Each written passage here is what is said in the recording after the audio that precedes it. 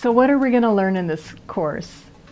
First of all, we're going to start off with the basics. Good posture and alignment, which are the foundations for all good belly dance moves. Then you're going to learn 21 different moves, upper body, lower body, and with that we're going to learn 7 different drill sets to lock in those learnings. Now I've also added some combinations in the different sections to combine upper body moves together, lower body moves together, and then at the end we have a challenge combination for you which will incorporate upper body and lower body within the same move group.